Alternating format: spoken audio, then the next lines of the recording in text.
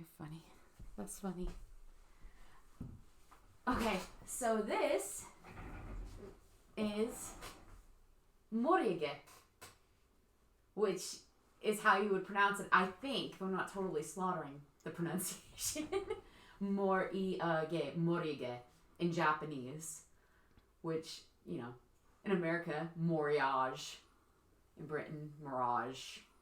Right. I think I've heard Moriage a lot. Moriage. Yeah. Moriage. Think Japanimation. Moriage. Sounds much better in Japanese. So, Nippon, this, you know, one of those makers. Let's see, prior to 1891, things stopped being marked Nippon in 1891. If you hear crunching in the background, that's our puppy dog. She wants to be on the video too. Yeah. She wants to share eating her treat with the world. So, a green mark, like if you're looking at a green Nippon hallmark on the bottom of a piece of Satsuma, Moriage, you know, a Japanese ceramic, that's going to be worth more than green ones. Yeah. This one doesn't have a maker's mark. No, it doesn't. So what does that mean when it doesn't have a maker's mark? Well, on this one, it doesn't necessarily mean anything, but what it can mean with no maker's mark at all is that it was never intended for export from Japan. So only for Japanese. Only for a Japanese market, made by Japanese for Japanese individuals and markets, which tend to be nicer pieces. Okay. Than the ones that were mass produced for export to international markets. And that's another thing to know about Japanese ceramics. It's one of the first things you learn is the McKinley Tariff Act. So if it says made in Japan, that means it was made after the McKinley Tariff, where it became law that it had to be marked Japan or made in Japan. And anything before that might just say Nippon or might just have a hallmark without the word Japan actually on there. So that's what, early 1890s when that? Yeah. Okay. No, maybe. Yeah. So this type of detailing ornamentation style, that's been used for over 200 years. Right. But you see it mostly on exports that were made for American markets. So anything produced since the Nippon era of 1891, 1921, and through all the way to World War II. Pro tip, if you ever come across an antique Japanese ceramic that is completely unmarked outside of Japan, it was probably... let's say you find one that's unmarked, that's much older than this, but it's unmarked, and you find it in Britain, France, Canada, America, it could be that it was made for a Japanese market, and what happened is someone literally emigrated with it in their possession. So a family piece, an heirloom, an inherited piece, grandma's ashes in a beautiful urn that were carried over on a boat. And so that ceramic, even though it was never actually taxed and imported legally, it's still illegal, someone carried it by hand over. Right. And those are usually just beautiful and honestly worth more if they're in good condition. Seems to make it harder to identify who made it, though.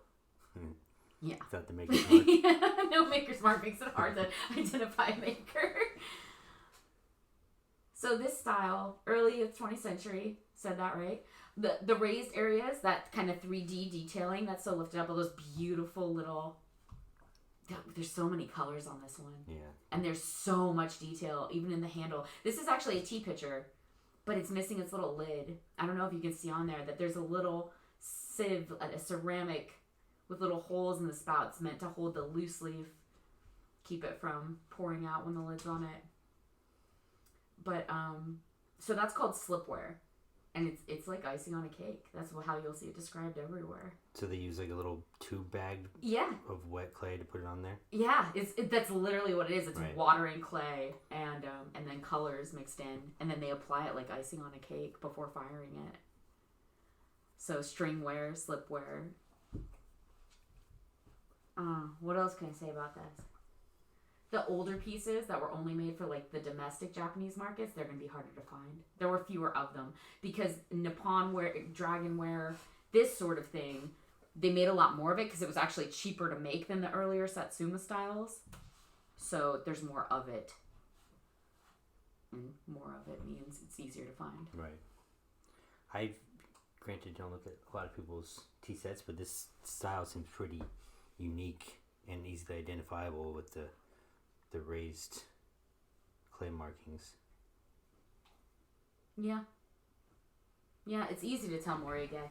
Although, so Moriage just refers to it being like this kind of raised styling. In Satsuma, which is a little bit, sometimes earlier, it'll still have a raised styling, but it will not be this pronounced. So it'll have that kind of three-dimensional extra layer of details, but usually a lot of gilding too as well.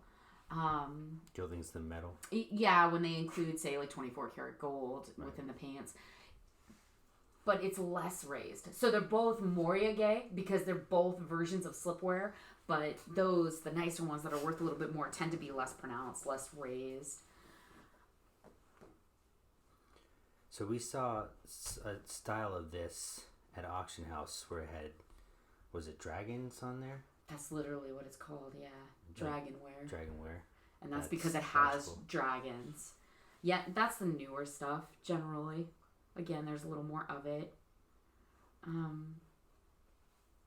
These kind of vases and teapots might be produced by the Kingozen family. There's a Japanese family of potters. Up until 1927, that dragonware stuff. It's usually worth less than, again, that older Satsuma. But with any kind of ceramic vessel, one of the ways you can tell the difference between something that's been hand-thrown or machine-thrown is if you look inside of it and you see if you can see little layers, little striations, or even feel them, under your appraiser's glove. Those little striations mean it's more likely that it was hand-thrown, hand-tossed on a potting wheel, for instance, rather than created with machine. If it's really smooth, it was likely machine-made. And then also that older Satsuma stuff, not this, but Satsuma generally has geishas, scholars, maybe monks meditating in temple scenes, that sort of thing. You'll see those scenes much more than, say, just a floral design like this that was made for an American market. What else can I say? What else do you want to know?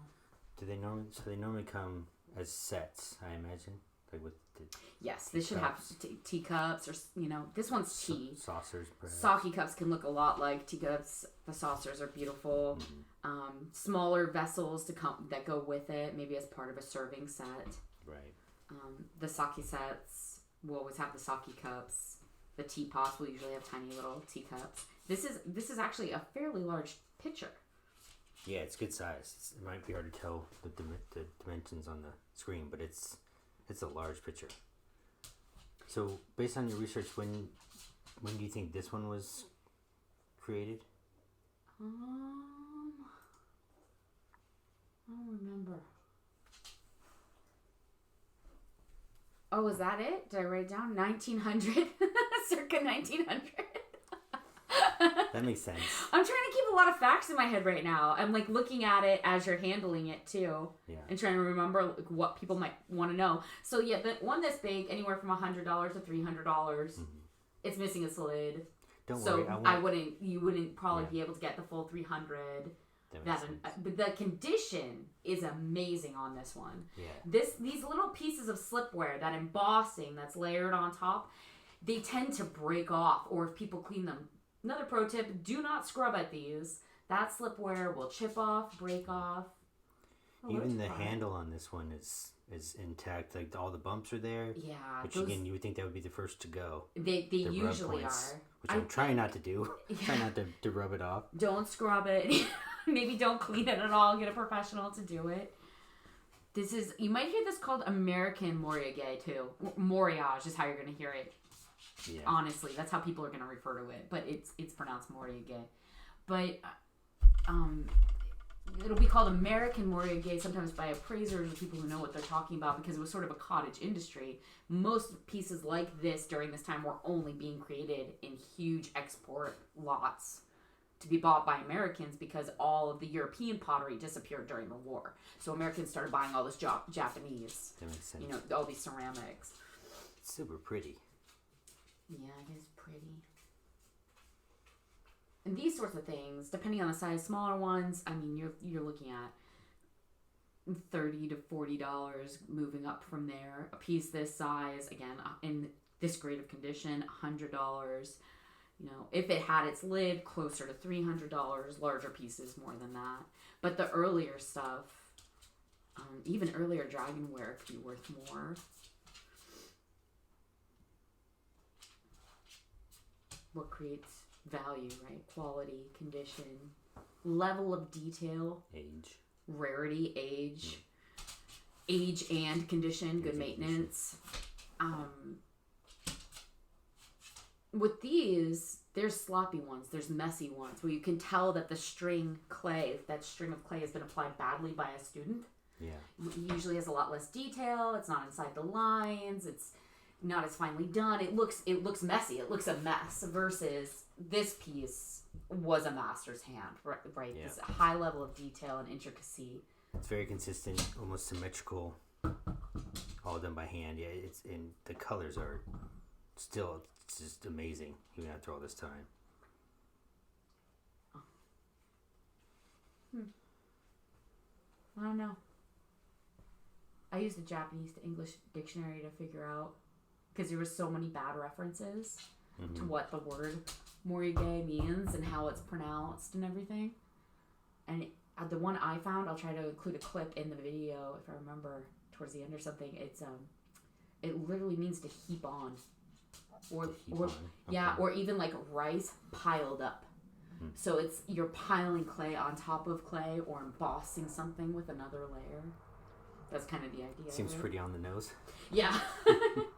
And it really is. It's just clay mixed with water and then paint to create different colors. Well, different chemicals to create paint-like colors.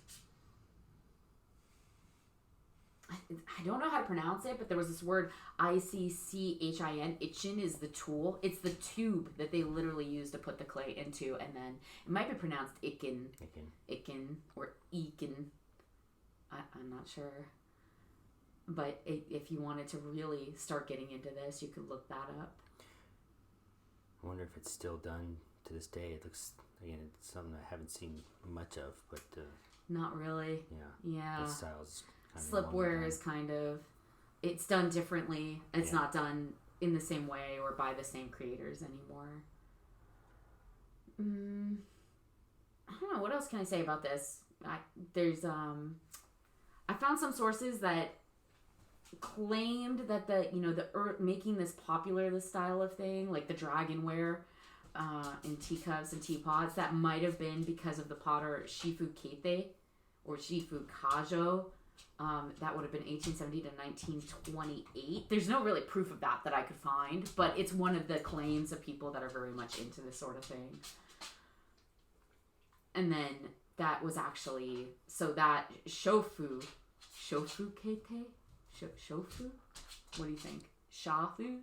I'm gonna go with Shofu. So that actually became a company that later made dental ceramics, and they're still in business today. Like teeth, like replacement parts. Literally replacement teeth. So this didn't make them enough money, but the family held on to the ceramics distribution and creation, and then slowly moved it. And even like you can go find them online right now. Shofu, SHOFU. They make like,